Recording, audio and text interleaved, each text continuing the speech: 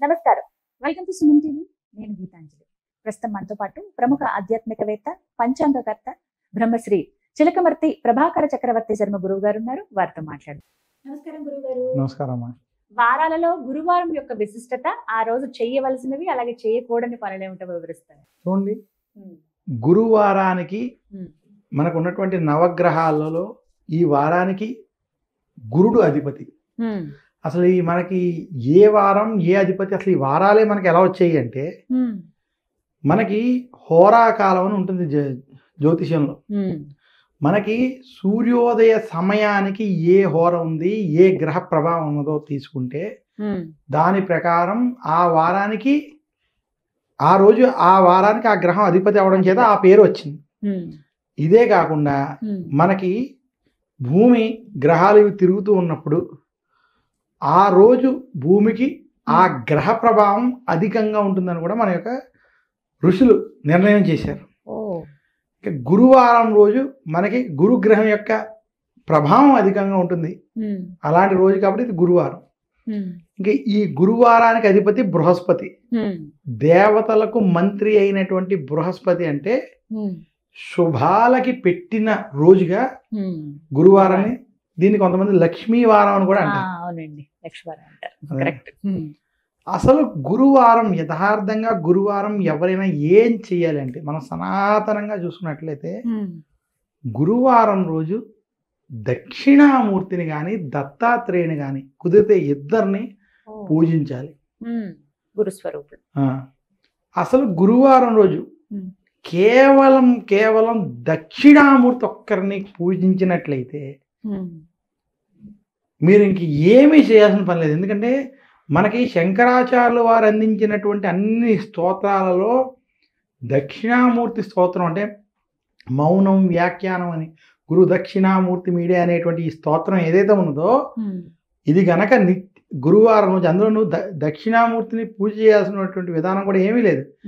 ఆయన యొక్క రూపాన్ని, ఆయన యొక్క పటాన్ని ఎదురుగుండా పెట్టుకుని దానిని చూస్తూ స్మరిస్తూ మీరు ఈ యొక్క దక్షిణామూర్తి స్తోత్రాన్ని చదువుకుంటే వారికి నిజంగా అటువంటి వారు అదృష్టమైనటువంటి వారు. ఎందుకంటే గురువారం రోజు దక్షిణామూర్తిని పూజించినటువంటి వారికి జ్ఞానం కావాల్సినటువంటి వారికి జ్ఞానం అంటే మోక్షముతో కూడుకున్నటువంటి జ్ఞానాన్ని ప్రసాదించేటువంటి దేవత దక్షిణామూర్తి. ఇదే కాకుండా జ్యోతిష్ శాస్త్రం ఏం చెప్తుందంటే, నవగ్రహాలలో గురుగ్రహం యొక్క అనుగ్రహం ఉంటే అటువంటి వాడికి ఏలినాటి శనిలో ఉన్న, అర్ధాష్టమ శనిలో ఉన్న, అష్టమ శనిలో ఉన్న, శని మార్గదశలో ఉన్న గురుబలం చేత ఆ దోష నివృత్తి అవుతుందట. కాపాడుతూ ఉంటాడు. గురుబలం ఒక్కటి ఉంటే మిగతా గ్రహాలని గురువే చూసుకుంటాడు. ఆయన శాంతింపజేసేస్తాడు. అంటే ఆ గ్రహ ప్రభావం ఉన్నా, దాని చెడు ఫలితం ఉన్నా దాన్ని తట్టుకుని తెలివితేటలతో బయటకు వచ్చేయగలడు మనిషి. అందుకని గురువారాలు అంత ప్రాధాన్యత. మనకి పూర్వం కూడా మనకి ఆడవాళ్ళు ముఖ్యంగా వాళ్ళకి స్త్రీలు ఎక్కువ మాకు సౌభాగ్యం కావాలంటారు. సౌభాగ్యం అంటే భర్తతో ఆనందంగా ఉండడం, మంచి సంతానం కలిగి ఉండడం, కలిగిన సంతానం విద్యా బుద్ధులతో సుఖంగా ఉండడం, దీన్ని సౌభాగ్యం అంటారు. అటువంటి సౌభాగ్యం పొందాలనుకునేటువంటి స్త్రీలు మంగళవారం గౌరీదేవి వ్రతం చేసి, గురువారం దత్తాత్రేయుని కానీ దక్షిణామూర్తిని పూజించి, విశేషంగా ఎవరికైతే గురుబలం లేదో వారిని గురువారం రోజు సాయంత్రం బ్రాహ్మణులు కానీ ముత్తైదువులు కానీ ఇంటికి రమ్మని తాంబూలంలో శనగలు పెట్టి వాయనం కింద దానం ఇస్తారు. గురువారం నిజంగా ఇటువంటి పనులు చేసినటువంటి వారికి అలా ముత్తైదువుల యొక్క లేదా బ్రాహ్మణుల యొక్క ఆశీర్వచనం తీసుకుని వాళ్ళని సంతృప్తి చేసి శనగలు దానం ఇస్తే దానివల్ల గురుగ్రహ దోషాలు తొలగి గురుగ్రహ అనుగ్రహం చేత అంతా వాళ్ళకి మంచి జరుగుతుందని శాస్త్రం తెలియజేస్తుంది. ఇది పూర్వం ఇవన్నీ చేసేవారు. అయితే ఇదే కాకుండా గురువారం రోజు దక్షిణామూర్తిని దత్తాత్రేయుని పూజించడం అనేటువంటి మనం ఇవి కాకుండా జ్యోతిష్ శాస్త్రంలో శుభకార్యాలు ఆచరించుకోవడానికి ఉత్తమమైన రోజులు మనం ఇందాక కూడా చెప్పుకున్నాం, బుధ గురు శుక్రవారాలని. అందులో గురువారం కూడా చాలా విశేషమైనది. కేవలం గురువారం తలస్నానం మాత్రం చేయొద్దని వారు, తలస్నానం చేయకూడదు. మిగతావన్నీ కూడా చేసుకోవచ్చు. అయితే శుభకార్యాలు జరిగేటప్పుడు చేసుకోవడంలో దోషం లేదు. కానీ గురువారం రోజు మనం విశేషంగా ఈ కార్యక్రమాలు ఈ పనులన్నీ చేసుకుంటూ ఈరోజు వివాహం ఉపనయనం లాంటి శుభకార్యాలు కూడా ముహూర్తాలు ఉంటే మాత్రం చాలా అనుకూలమైనటువంటి వారం గురువారం.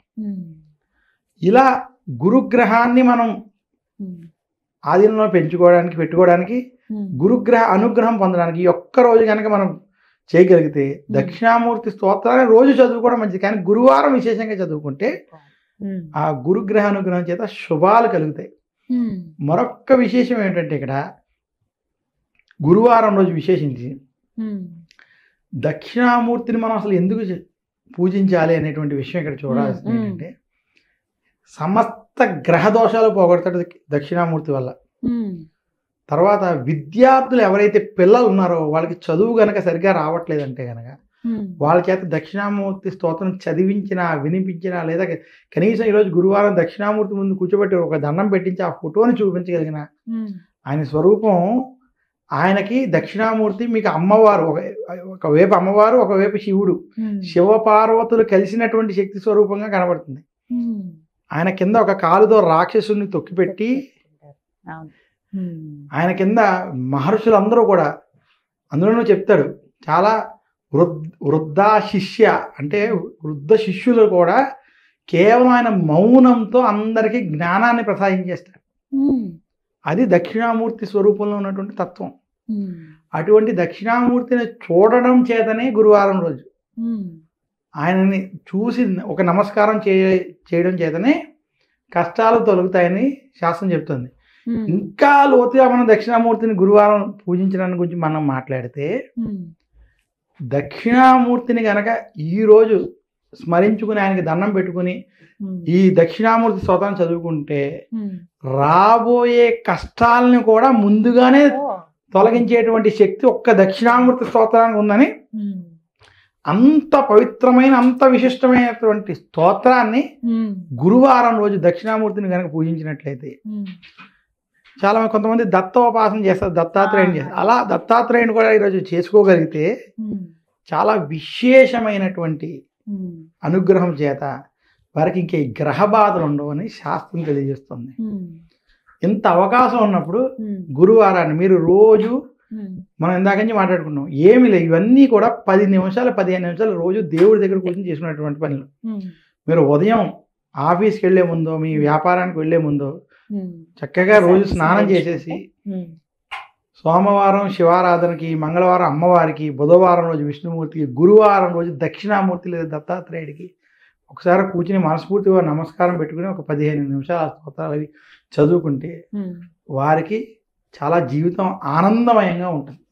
ఆ రోజు ఖచ్చితంగా తీసుకోవాల్సిన ఆహార పదార్థం అని కానీ స్వామికి నివేదించవలసింది కానీ చూడండి, ఆహార నియమాల్లో ఆ రోజు గురువారం రోజు మనం శనగల్ని భగవంతుడికి నివేదన చేస్తాం.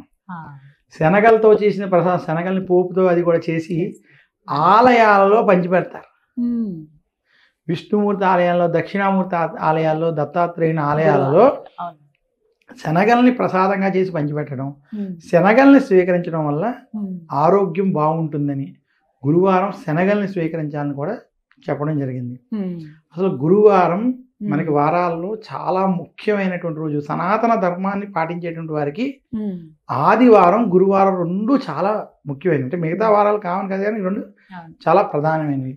సూర్యారాధన, భారతీయులు అంటే సూర్యుడిని ఆరాధించడం, అలాగే గురువారం వచ్చి దక్షిణామూర్తిని దత్తాత్రేయుని పూజించుకోవడం చాలా మనకి సనాతనంగా వచ్చినటువంటి విషయాలు. చాలా చక్కగా వివరించారండి. గురువారం రోజున అసలు ఎటువంటి దైవారాధన చేయాలి, చేయవలసిన చేయకూడని పనుల గురించి. ధన్యవాదాలు గురుగారు. నమస్కారం.